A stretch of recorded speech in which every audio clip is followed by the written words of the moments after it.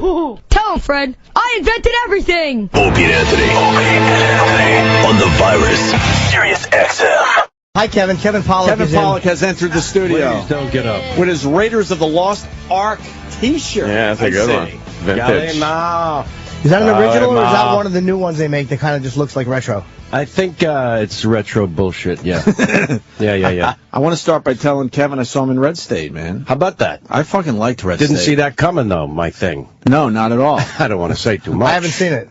Yeah, exactly. A lot of firepower in that movie. That's why I shouldn't say too much. A lot of firepower in that movie. Actor, comedian, Kevin Pollak. Yes, that's what I like saying. Easy. Hey, you've been in some big ones, man. You've been in some great friggin' movies. Well, my batting average is shit, but I have been in some good ones. You've been in some good ones, man. Before we go to the older ones, Red State is going to be all right. It's going to find its audience, I think. Yeah, it has already. And we're really good friends with Kevin Smith, so we're excited for him in the new movie, Red State. How can you not be? I mean, if you like him already. And he even got his wife involved. She was firing all over the fucking place. It's true. His wife's in it, and she's doing a really good job. Yeah. As a religious freak that has to shoot the bad guys. He likes popping the wife in the movie so often. Well, that might happen. Yeah.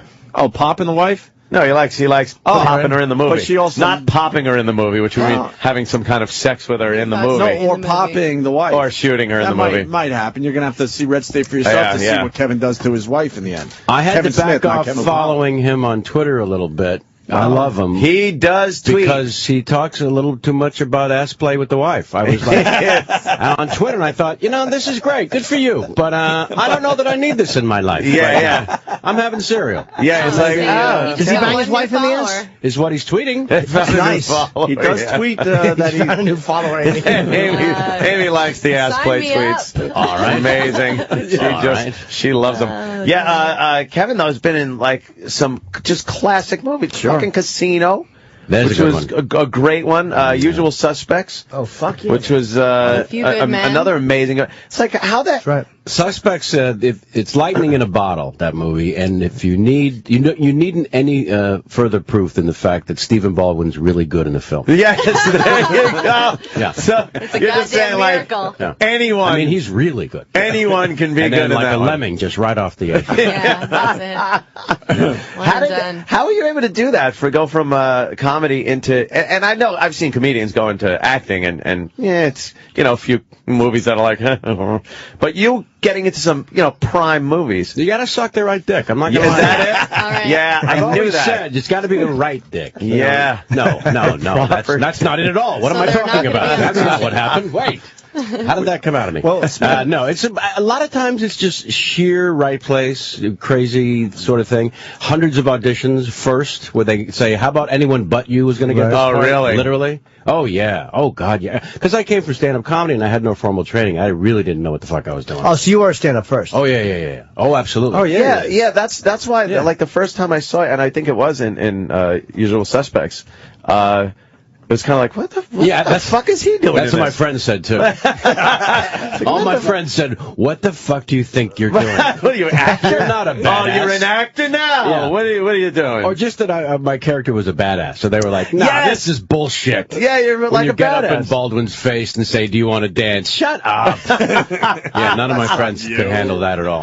They thought I was a complete tool. You know what I loved in Casino? I thought was so great was the lighting that Scorsese did. The lighting in that movie is so Bob Richardson. fucking amazing, Yeah. and what an interesting choice and thing to do. It's This DP, Bob Richardson, he did A Few Good Men. I worked with him twice, but he did all of Oliver Stone's stuff. And he's. Oh, should we explain to Amy, though, Scorsese. what I know this what DP is. is? It's a different sorry. DP Right, than right, yours. right. Yeah. Yes. I'm sorry. I'm talking confused. about Director of photography. I'm talking about double penetration. Oh, I'm sorry. See, then it is the one that she knows. Yeah. We speak the same language over here. Amy likes to jerk off guys on cruise ships, On cruise apparently. ships. I was listening. We were all But hey, he there. brought up the ass play, which sometimes does not feel like play at all. I wouldn't think. It's ass work. Ass It work. really is. Ass job. Before we get back to Kevin, a lot of guys want to know why you didn't blow the guy on the cruise ship and you only jerked him off. Oh, it's simple. I was 19. I was not good at all at giving blowjobs, and I was embarrassed. That's okay, though. It's honest. But I It's had honest. It's hands an of honest steel. answer. Yeah, I learned later. Bad one. Now I'm a goddamn steal. Hoover. I know what I'm doing, but You're really good. at the time it just would have looked like an old person trying to eat their peas. Just like a lot of trying to hide your teeth. And Oh, God. spitting all over yourself. Trust me, he got the better. He got the better deal. Better to just take the handy and the all-you-can-eat shrimp. Yeah, and he got the better memory. The midnight chocolate buffet. This 19-year-old came at me he went like and saw the magician, and then I made magic with my left. So that would have. You're right. You made a wise choice. Yeah. What a horrible experience for him it would have been for a 19-year-old old woman to come out of it. No, it would have looked like the end of Awakenings. Like nobody would want me near their cock at the time. Oh no! When he's trying to build the house and he just keeps knocking shit over. Oh no, the medicine's not working. It's wearing off. Oh boy. How awkward. Robin, you lied. You were great in Awakenings, by the way. Thank you very much. I loved your scene. Thank you very much. Yes, of course. The incomparable and famous impressions of Kevin Pollak. We all know. No, they're fantastic. You know what stinks is that you'll like I ran into your guy's pal who I love, Jay Moore, and I was telling him that he was the first one to do Christopher Walken, and I was saying, I said at one point you had a conversation with me because I was with Chris McCoy, the guy that wrote Usual Suspects, and we ran into Jay, and we were like, because Chris does a great one too, we were in Jay's face saying, what's the secret? What's the fucking magic? And Jay said, every single syllable word becomes a two-syllable word when doing Walken. So the word no becomes now. And Jay was the master, and then I started doing it, and then Kevin Spacey did it, of course, and now there's like 10,000 people that do, and so it became like the Nicholson of the 90s, so it's weird doing the impressions when somebody sort of lays claim to something, and I'm always like, listen, go to the original person. I'm a facsimile. Because you absolutely have claim to the Shatner. I mean, I don't think anybody's done. That's your that's like, what? This is so now nobody can do do Shatner. I do your Dana Carvey and I started out together in San Francisco late 70s, and we got our Carson from Rich Little. I mean, it all comes from somebody. The best Carson, but it seemed like never funny. After a while, Rich never funny. Oh God, and it seemed like Rich after a while everyone became Carson. Yeah, doing an impression of Nixon or Carson doing this guy. He did a lousy. Rich Little did a very lousy Pink Panther though when he tried to do Clouseau, and he did a really long one, and it was just awful, horrible, and awful. I thought Steve Martin's was bad. He was fucking terrible. Would they come out with that suit with the lapels like a fighter plane wing, and then I have to go through this. It's like just fucking humiliating yourself. I liked the growing up. I liked the turnaround impressionist where they would turn around and come back. Frank Gorshin. Frank Gorshin was the turnaround David guy. Fry, did he start that? Nixon. They would do something to their hair. They would muss it up and then turn around and hey, here comes the impression. But you forgot that sounds a little. They would go, and I think it would go something like this. It's just so. I was so aware, even at a really young age, that those guys were complete fucking hacks. Even when I'm like 12 years old, I thought, I am never going to do Jack Nicholson as a busboy. You know what I mean? That's just not going to happen. So I would create scenarios, like I did the Star Trek thing where Shatner was him and everybody else on the Enterprise had been replaced by somebody famous. So Reverend Jim Ignatowski was Spock. You know what I mean? It's that kind of bullshit. But and then now I just talk about how I've ended up meeting these people, which is really fucking weird because that was never the plan. I was just going to mock them and then not meet them, And so I talk about meeting Christopher Walken for the first time. He got one of the hands and feet in cement in front of the Chinese Theater in Hollywood Boulevard, right? So they asked me to be one of the two speakers, which is fucking crazy because I'd never met him, right? I mean, I couldn't help think, well, how far down the list did you have to go? How many no's did you get? I mean, exactly. Because I knew they had at least a half dozen no's. I mean, Quentin Tarantino was the other speaker who directed him in Pulp Fiction. They know each other. So what am I doing? So, obviously, I'm there because of the impersonation. This is ridiculous. So they take me inside the theater where they're waiting to go out front, right, for the ceremony. And I see him, and he goes, hi! They told me you were coming. Thanks. Thank you. Thanks. And I'm thinking, he's doing the voice. Yeah, that's the guy. And it's way better than mine. And then that's the fucked up thing is that, you meet the actual person and you're suddenly a retard. I mean, and you're really instantly an idiot. Sometimes the impression goes over so well. and then you actually see the person doing it, or maybe even on television you'll see him and realize, wow, I really don't sound like the guy. No, but so why is this working? Like, why does this impression work? You tap into something that the audience thinks about the person, you know, absolutely. It's very odd. Shatner was a cool person to meet. Like the first time I met him. Oh, yeah. Funny guy, and just sitting there, he was talking about a talk show or one of the projects that he had, and I would not stop, because I've been a Star Trek geek my entire life. Oh, yeah. And I wouldn't stop just pounding him with questions, like very detailed questions on episodes. No matter what he would say, he got so fucking annoyed with me. But it was funny. Yeah, it was great. It was like really a lot of fun. He was annoyed. He'd talk about something, I'd be like, just like when you went to Rigel 7, and he's like, you didn't. And he was just like, I don't remember these things. He was mad at me. He's like, I don't remember these things. He was mad because you had more knowledge than he did. Yeah. On his own show. He genuinely didn't care. Right, yeah, I think he did was just not like, give get out of a here. shit about that. And I was like, you know, the Wrath of Khan, the emotion that came out between you and Spock on that, because I don't care, it was a paycheck. It was just, but it was very fun, and had a great sense of humor about it. That was the turning point in his career when he went on Saturday Night Live and did that moment. Get a life, yeah. Yeah, you people, get a life. Yeah, that was it. Because you're like, wow, he's in on the joke finally. Yeah, finally in on the joke. Yeah. How was I heard Tom Cruise said something about when Nicholson, when they did fucking The Few Good Men, everybody was kind of like, when he came on the set, even other actors were kind of awed that he was around. Yeah, it was, well, I expected him to be aloof. I figured if you're that cool to 4 different generations, you'll have people talk about you, not to you. But the opposite was true. He was actually a screwball and a fuck-off, which was hilarious. No one expected it. Like, one of the things that stories I tell is that when he's on the stand in that scene, right, in the courtroom there, the director said, action, he never missed a syllable. It was unbelievable. Wow. But as soon as the director said cut, he looked like he'd been stoned for 3 days. I swear to, I'd never seen an actor turn it on and off like that, you know? Action, you need me on that wall. You want me on that wall. Cut. Robbie! Where do I sit? Yeah, just holy shit. But you're right.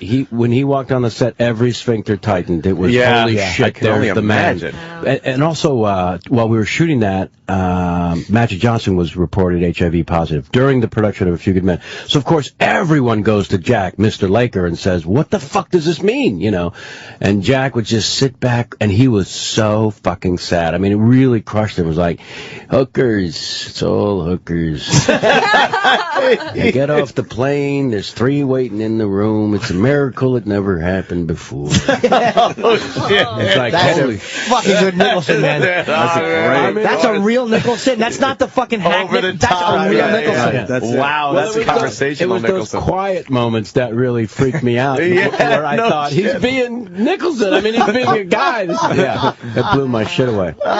That must, especially starting out as a comic, when you meet these people, it's got to be just... Well, yeah, and the problem is I'd been doing him in my act, so when I'm working on the movie, all my friends, they didn't understand that I was having this ridiculously amazing opportunity experience, like being brought up to the majors. That's how I refer to that movie. Yeah. But my friends, all they were saying on the phone was, "Did you do Jack for Jack? You got to do it for him. You got to do it for him. You're gonna love it. He's gonna love it." My friends are dickheads. Yeah, they're idiots. Of course I'm not going to do Jack. What, I'm going to be the 1 millionth dumbass in Nicholson's face saying, "This is what you sound like."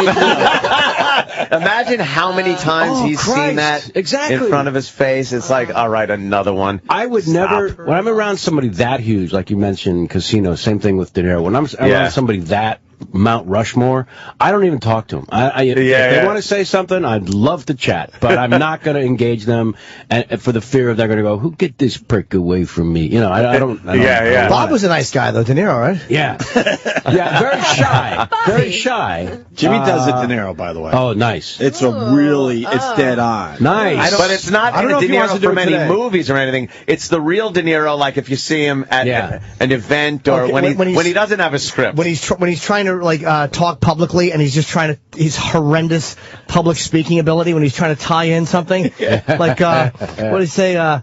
Like, if you're from New York, you know, I rage.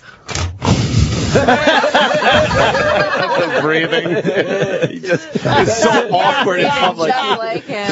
It's just horrendous and everybody's uncomfortable. Like, I'm really uncomfortable. That is perfect. That really is. But you have to get, those are the things, you get the little crazy nuances about these people. To me, that's not like, Carvey was always amazing about finding the one little fucked up thing with the George Sr., not gonna do it, you know, that little screwed up little and key. it didn't have to, the voice didn't have to be the voice, it was just that little idiosyncracy.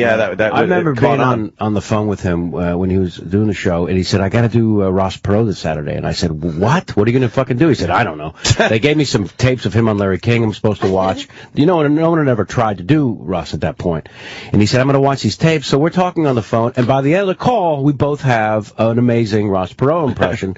And I said, this is fucked. You're gonna become famous for doing Ross Perot on Saturday, and I'm just a dickwad doing your act. You know what I mean? That's the screwy thing about doing those voices. what's the best impression of any, like, what is your favorite impression of anybody? To hear someone else do? Yeah, that somebody does. I think mine might be... And the best one he enjoys doing. My favorite one here might be Jay doing Colin. Because it's such a weird one, and I know Colin so well. That's extraordinary. That's an odd one to do. That's a flawless, creepy. Or Keitel, When he put Colin Quinn in Reservoir Dogs, that was just fucking brilliant. But his thinking changes when he does Colin. Like, he starts to think like Colin. That is the screwy thing. If you go Deep Space Nine with these, when I do Albert Brooks, I think faster and funnier than I do as myself. It's true. There's a possession weird thing. That actually happens. Live like him. Is it me? Am I crazy? I'm going to go lie down. Here's the thing. Oh, my God. Nemo. I got to stop saying it. But I would say, his Colin Quinn is sick, crazy, ridiculous. And it is one of those ones that it gets creepy funny. Yeah. And then Dave Coulier's Pesci is fucking ridiculous. Really? And his Super Dave Osborne is sick, ridiculous. It's hard to find people that do a good Pesci. Like, you see a lot of the over-the-top ones that just yell stutter and prick 50 times, but you find a guy who really captures stutter and prick, You're like, I want to hear JFK Pesci. That's who I want to fucking hear. That's who I want to hear. That's the creepy. Describe your neck and the wig. Go. Growing up, were you kind of a minor bird watching television all the time and doing imitations? Like the first one, I think, whenever Columbo was first on, you know, I would just try to make my mom laugh by crossing my eyes and saying, I'm sorry, am I bothering you? What's your problem? And then I did that on Carson, and I ran into Peter Falk like in a grocery store in L.A., and he said, how do you do that with your eyes? Me, I understand, but how do you do that? Plays great on radio. I'm moving the one eye. But I taught Carson to do my next time on. I taught him how to cross just one eye, you know, because he was kind of fascinated by it. And they said in the pre-interview, they said, "Can you teach Johnny how to do the eye?" I said, "Yeah, shut up." So, but then how about this? This is what really, to me, typifies why Carson can never be replaced and why. You're talking about Carson Daly, right? I am indeed. Please, I thought that was fairly obvious. And you mentioned talk show host, legendary Carson Daly. Can't be replaced. You think of Carson Daly for sure. So that's hilarious. So I taught him to do the Columbo thing, right? And then whenever he brought me on to do the show, probably another 20 times before he retired over. Jeez, how many Johnnies did you do? Not to interrupt your story. A couple dozen. Fuck, man. Yeah, well, because he liked impressions. He liked impressions. He did them himself, and it was like a parlor trick kind of thing to him. Yeah. And so he would introduce the guests. They'd come out from his left, and you would pass in front of his desk, and for a second you'd have your back to the audience while he stood at his desk. Unlike Leno, who dances out behind the desk, "Hey, how's it going?" and hug you bullshit.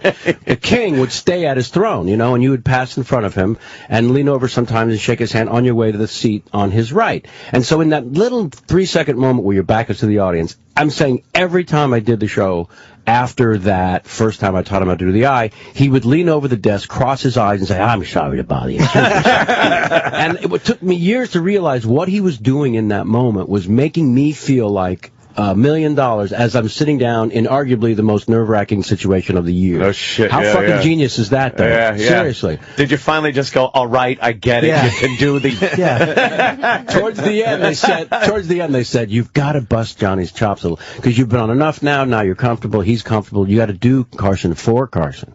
And I said, you can go fuck yourself. That is never going to happen, ever. That would have to be a tense moment. There's a little too much reverence there. Yeah. You know what his genius was, Carson? I'm sorry to interrupt you, but before Carson was that you never realized that he had been pre-informed.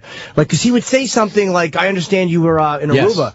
And I never once thought, how the fuck would he know that? That fucking set up for a stupid story that they did through a phone fucking pre-interview. Never once did I understand that that's what had happened. That's how great he was at that. He would often, now somebody told me, he would often say that. and that was the only time I fucked with him, was one time on the show. He said, now somebody told me. And I said, who told you? Never mind. I did have that moment. I did get that. That was a perfect head movement. Never mind. That was exactly a great Johnny head movement. Yeah, never mind who said it. Yeah. It is all, and the only experience I ever had like that was that time with Dice. Yeah. When we first met Dice, and I had done a Dice impression for years. Nice. And he actually... Well, that's why he was on the show, because he heard how great Ant's Dice was. That's how we connected. He actually started... I was getting on him, Hey, jerk-off face, I don't need this garbage from you. And he sat there, and he goes... He actually said to me, he goes, I'm not going to argue with me. That's fantastic, having Dice say that to you. I'm not going to argue with me. He also said, you do me better than me. Yeah, like that. Yeah, you do me better than I do me. Yeah, something like that, yeah. You do. I mean, you get the certain rhythms, and it becomes like, because the person, sometimes they'll drift away from the core. Yeah. And the impression is just the core. You'll have to, it's almost like you kind of got to make a face and body movements to actually get it down. And sometimes I picked up an impression by not ripping somebody off, but you can listen to the actual person and not be able to get it. Yeah. And then if you see someone else do an impression for a second, you're like, that's how you do it. Yeah. It's a weird thing, Yeah, you learned. Oh, we're totally geeking out on impressions. This is awesome. What's the one you're most proud of that you like? Not necessarily has to be your best, but the one you're like, I picked out this trait that I'm so happy I that no one else did. Is there a trait you picked out of somebody that... The only one I do, I think, that I've never heard anyone else do is Alan Arkin. And so that's the sort of offbeat, weird one that people are like, why would you do that? You know, Does that work in Kansas City when you do Alan Arkin? Well, you were the first one. Exactly. I want to hear Alan Arkin. Ellen Barkin. I don't understand. There's royal people and they're waiting. She's got flowers. Who is this girl? It's so By the way, I don't understand the uniform. Has he ever held a gun in his life? Why is he dressed up like a general? This is very strange to me. That's awesome. This kid from... Oh, that's great. Absolutely. Well, I never heard a little nuance. I never heard anybody though do Shatner. Like everyone now does your version of Shatner. With the overpronounced dramatic pauses and the throwing himself into. First of all, can you believe he turned 81? I know. When you see him, he looks great. I mean, we should all be kicking life in the sack that hard at 81. Yeah. It's truly unbelievable. I mean, he's blown up like a poisoned dog. Don't get me wrong. By the way, if you can't eat carbs when you're 80, fuck life. You know what I'm saying? You might as well. When I get to, if I get to 81, I'll have the pie. I'll have the pie and a glass of pie. Of course. Jimmy does another great impression. You want to do your Alan Alda for Kevin Pollak? I don't want to show on the off. spot. Two masters going back and forth. Amy, could you talk Jimmy into a minute? I love a good Alan Alda. All right. He loves Alan Alda. This is amazing. Close your eyes. It's short. All right. Yes. That's right. No, come on. All right, Jimmy. That's why you got the big show at Seattle. That was more Woody Allen-ish. A little bit in the room. That was great. Kevin is great, man. Really, really funny dude. Oh, thanks, man. And it's funny, I knew you as that. I mean, we have never met before, but I knew who you were as an actor before I even knew you were a comic many, many years ago, which is a real sign of respect. Like, Rod Reyes is his brother was Rick Aviles, who was in Ghost. Oh, yeah. And died of died of AIDS, and he was a drug user, and he I don't know why I had to throw that in. Yeah, nice. Happy just to story. prove that I knew something about him. But he was a comic, and I didn't even know he was a comic. And he said, "Man, that would have made Rick so happy that somebody thought he was an actor before a comic." Yeah, yeah. And I said, "All right, we're done talking." Good timing. Yeah. It on is, your part. it is kind of weird and great and amazing, and yet I definitely think of myself as a comic first, without question. Yeah. I still feel like a poser when I'm on a set of a movie. I really do. Do you feel like I shouldn't? Yeah, be here, I'm not kidding. It's not humble pie bullshit. I keep waiting the first 2 weeks for somebody to tap me on the shoulder and say, "We've made a horrible error." Yeah, we're on to you. You really don't know what you're doing. The good thing is, though, when I watch your movies, I don't think like, oh, there's Kevin Pollak, the comic, impressionist, because you really do pull it off. I don't know how you bullshit these people. I don't either. You do pull it off. I mean, it's amazing. You know how it is for some comedians. I think you're more comfortable on stage than we are in life. There's that because you're in control or whatever the fuck it is. I don't know. But there's something about being comfortable in front of an audience, and that's all it was. When I got on set to do the first movie, I was just comfortable in front of the camera. Nothing really about that bothered me or tripped me out or anything. So that was it. And then on A Few Good Men, there was a great character actor who passed away, J.T. Walsh. Oh, fuck yeah, man. Fucking genius, right? He was great. And so he sees me doing the thing, and he starts telling me, you're doing good work. And I said, I swear, I'm like confessional now. I said, I don't know what the fuck I'm doing, honestly. This is like number 8 for me, and I don't know there's going to be a number 9. And he said, no, what you're doing is actually a technique called less is more. You're just kind of throwing it away, that's the best stuff. When you never get caught acting. So we do every day on this show. Right? Yeah. Less is a lot more. Yeah. Every day. Phone that fucker right in. But it's it's you get out of your own way kind of bullshit. That's all. I don't know if you ever played golf or anything. It's like the harder you try, the worse you fucking are. It's the same thing. When you finally decide after the first hole to say fuck it. Yes. I'll have a beer instead. Son of a bitch, I suck at this game. Yeah. My favorite thing in Casino was, it was an odd thing that Sharon Stone did. Her fucking I'm a loud drunken whore run. Yes. That run she did when she was wobble walk running, it was the fucking greatest wobble. What? It's the best work. Be careful. I've been. Be careful.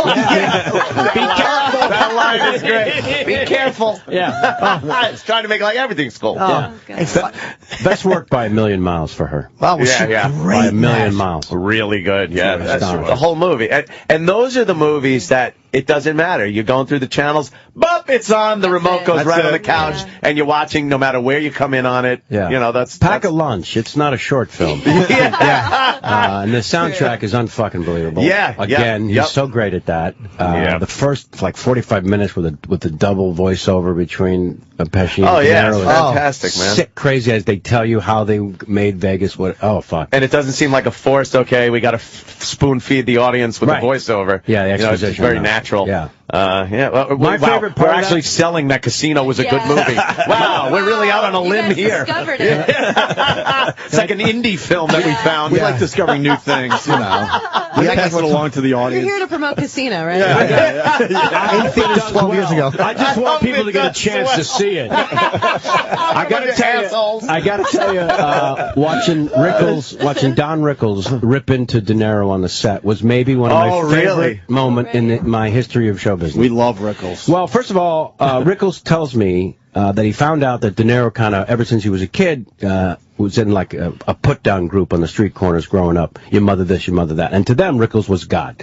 So Rickles tells me he knows that De Niro worships him, basically. So Rickles, of course, Rickles just can't wait to get on the set in front of everyone. So I'm telling you, in the middle of a take, we're on the casino floor standing next to each other, and De Niro is saying his dialogue. Cameras rolling, Scorsese's watching, hundreds of extras on the casino floor. De Niro is speaking his dialogue. In the middle of it, Rickles would say, "Is that it? Is that how you're going to do it? Like that?" No, you got the awards. I'm sure you know what you're doing. And De Niro is weeping with laughter. He can't fucking believe how hilarious this is. I mean, just literally like crying with that big De Niro face. And just every chance he got. There was another big scene where Alan King's character presents my character with a giant mock-up check, right? 60-something million to build a casino, right? So there are these dais tables and the little podium, and I'm sitting there, and Rickles and Alan King, and we're waiting for De Niro to join us to shoot the shot. And there's like 100 extras portraying the press corps that are capturing this moment, and they're standing around, milling around while we're waiting. Well, Rickles has got a captive audience, so he starts hammering these extras. What do you make, $40 a day in bad fish off a truck? Good for you. And he's just hammering them, and they're loving it, and everybody's laughing. He goes off for maybe 15 minutes, and finally he settles down into the chair, and he's just sitting there for a second. And just then De Niro walks on the set, and Rickles lunges back at the microphone, pointing at the extras, saying, "All right, which one of you said he's gay? He's here now." And again, De Niro just stops, makes the face, and he's laughing like a fucking child. It was sick, incredible. Is there a line that Rickles had about it? Because he was talking about how boring De Niro was. He was fucking with him, and he said, "I watched a fly die on his face." Is that Rickles' line? That sounds right. Pesci did not like it, by the way. Really? No, didn't care for it. Because Rickles would literally go after him in front of 300 extras, and it was just too... he said to... I think he said to Pesci, he was so short that he was going to ride him around the set like a Shetland pony. Yeah, I can see Pesci just did like not that. smile and said, yeah, no, I get it. I'm a midget and you're a genius. Go fuck yourself. But I mean, he was serious. He wasn't going for... Oh, God, that was odd. That was a quiet moment. Holy shit. Yeah, wow, why didn't he... How would you... Exactly. How do you not... It's Rickles. Yeah. All he does is attack people. Yeah. No, it was a tremendous... Yeah. Hanging out with him probably was my favorite part of the whole experience, to be honest with you. Amazing. Rickles, because you talk about Mount Rushmore, forget it. Sure. That's it. Was he thrown by Pesci's snub, or he didn't give a fuck? Oh, no, he kept going after him. You could just tell. The more by Joe that point. fought it, the harder he came after him. You know what? If you're not afraid to attack Sinatra in the fucking late 50s and early 60s, Exactly. you don't care about Pesci. Yeah. He really didn't. We played on I loved his fucking going after Reagan at the inaugural. That's genius. My favorite, too. There's never been a harder audience than 10,000 people at Reagan's inauguration, and he went out and he murdered. Yes. Yeah, he's as fearless, I believe, as any comedian's ever been in history. I really do. We all talk shit, but he would do it to Sinatra when the mob was in the audience. Just absolute balls on Rickles. Making mob jokes. Yeah. It's amazing, man. Is he looking? He would always say that. Is he looking over here? Alan King was great, too. Yeah, well, not to Rickles. Rickles did not suffer Alan King well at all. Really? What do you mean? Yeah. Well, he would just say, did he mention the Kennedys? He would just go after him like, oh, he's pals with him. He's hanging out at Kenny Buckport, this kid. Yeah. He really went after him. Alan King? Also. Yeah. You could tell there was like an old rivalry or something. Something going on there. It was cool. Old school. It was actually cool. Yeah. Because we all went out to dinner and Rickles was just put out the whole time. It was hilarious. Wow. Damn. De Niro loved being teased. Loved it. In front of everybody? Loved it. Because he loved Rickles more than God. It was unbelievable. I mean, Rickles was right. He had worshipped him his whole life, which is a bizarre connection. That is kind of odd. You'd never connect those dots, but apparently De Niro told someone. He said, "You don't understand. When I was a kid, this was a guy, and they would hang out on the street corner, and there was either a doo-wop group or a put-down group. Those were the two peer groups in De Niro's day, and one was, singing songs, and the other one was your mother this, your mother." And so Rickles was everything to them. So to be attacked by the king, made him the happiest guy on the planet. And he would put his arm around Don like this, like his own father. It was really cool. And nobody ever, a guy like De Niro never gets teased in front of people. I'm telling you, every sphincter tightens. Nobody says, there he is. That's all people say. That's legendary. It was like literally the single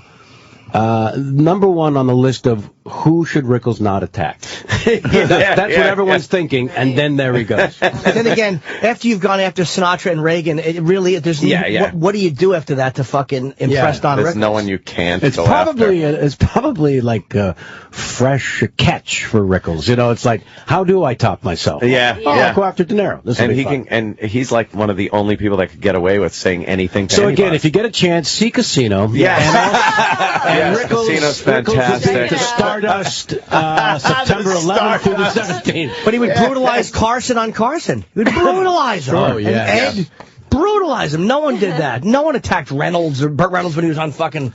Yeah. And I love watching those old fucking clips. I watched the old clips of Carson. I wound up buying one of those sets. They're amazing to watch. The guys out there smoking, drinking. Yeah. Like Dean Martin had come to sit down, and they're just drinking and smoking out there. It's like, no one can do that anymore. Yeah, it's pretty What'll great. the children think? Who gives a shit? These guys didn't care. No, they really didn't. No.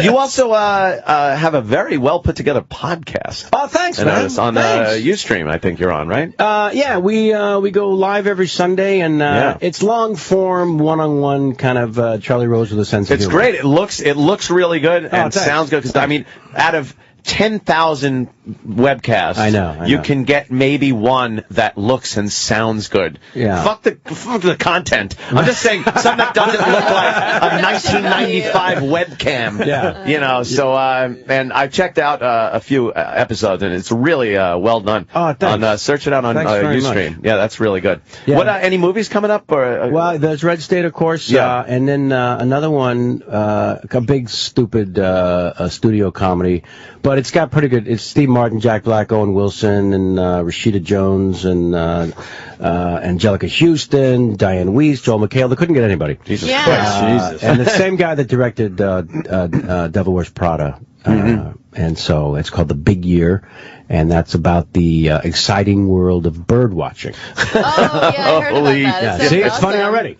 The exciting world. You've heard of this, Amy? Yeah, Steve Martin did my, I should have said that. Steve Martin did my Fuse show, and he was talking about how he did that movie.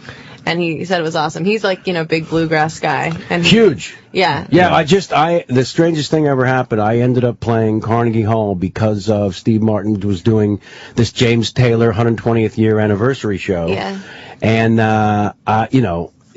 Steve was talking to his old friend James, and James said he wanted to do some kind of tribute to Lenny Bruce, because again, it was the 120th anniversary of Carnegie Hall. So I get this email from Steve Martin saying, because we just did the movie, we don't really hang out or anything. He just, sort of reached out. It was What's his email fucking address? incredible. Larry King1 at AOL.com. And so he says, I talked to James Taylor, and he's looking to do something for Lenny Bruce, and I told him you could probably impersonate Lenny if he wanted that. So good luck if he calls you. And it's one of those things like every actor, when you meet with the director, the old joke is if the director says, can you ride a horse? You say, hell yes, I have a saddle in my trunk. Right. Yeah, what do you need? So sure enough, fucking James Taylor calls. I instantly shit myself, and he says, so man, can you do this thing? And I'm like, of course, you kidding? Sure. I've been doing Lenny for 30 years. I had never done Lenny Bruce. I hadn't even thought about doing Lenny Bruce. There's almost no video of him because they wanted to do it from the early days, not the later days when he hated everything, was hanging on the microphone. I made a point of not watching Dustin Hoffman because that was ridiculous. So I was like, how the fuck? And there was 2 appearances of him on Steve Allen's show. I just memorized that. But Steve Martin was there, as you said, doing his banjo stuff. Paying tribute to Scuggs, and the other guy is Flat. Yes, nice pull. Thank you. Who created the 5-finger pick and Foggy and the Mountain Beverly Breakdown. Hillbillies theme song. There you go. Flat and that. Scruggs. Wow. Yeah, it's great. I watched a lot of television. Yeah, I guess so. Yeah, his band is amazing, and in between the banjo, you have to tune after every song, so he does stand-up in between each song, and it was hilarious, his stand-up. He's hilarious without even trying, this guy. It's ridiculous. He was like, what did he say? He was tuning his banjo, and he's like, I only write songs about things I care about. So this next song's called Minimum Wage. Let's keep her right where she's at.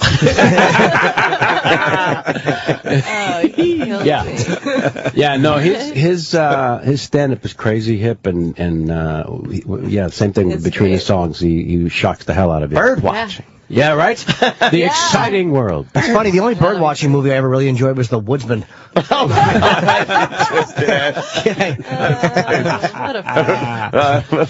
Today I saw a parrot. Yellow belly sapsucker. Oh, man. I think it's time. well time to wrap this up. Fellas, let me just say I'm a huge fan, and this was a thrill for me. It's been a long time, and I miss doing the show and seeing you, and I'm a huge fan. Well, let's do it again. Yeah, absolutely. In fact, I can't believe I didn't bring up the. You guys were talking about Independence Day 3-4 weeks ago. Oh my God! And how I'd been ragging on Hirsch, how he sent my people back 50 fucking years. It was horrible. Hawking the president for a cracker on Air Force One, and you guys were going after him. I'm going, this is it. Look at this. Yeah. You'd all be dead if it wasn't for my son David. Right. Yeah. What is this? Jeez. I couldn't believe you were hawking. It was beautiful. They didn't want to harp on the fact he was building a settlement on Air Force One. We get it, Judd. Anyways, this is the thrill for me. Thanks. Well, we'll have Thank Kevin you, back. man. That's fantastic. Sure. Caroline's tonight and tomorrow. Yes. Kevin Pollak, 212-757-4100. He's going to kill, obviously. Yeah. So if You get a chance, see Casino. Yeah. Casino. It's new movie. It's opening Friday. Next Friday. It's great. And Schumer. And Amy's Amy. the very, very funny Amy Schumer. And lovely. And lovely, of course, but sexy. Doesn't matter on iTunes. It's all funny. Vivacious. It's called Exploitable. Cutting Beatable. Molestable. on iTunes. Rappable. Rappable. Yes, very rappable. You could pick up a copy of Despicable, and you could pick up oh, yes. Cutting. Cutting is And we Amy's find out in the last track, I believe, why it's called Cutting. I know what it means. She really teased us And if you like buy that. both Jimmy and my CD at the same time, we'll come to your house and fist you. They get a bulk It's a deal deal. and a Yeah. It's a fisting. great deal. Even if you don't. Wonderful. Yeah. Just lock your doors. Lock your doors. Don't, Fred. The Virus. Sirius XM. This is the Opie and Anthony Show.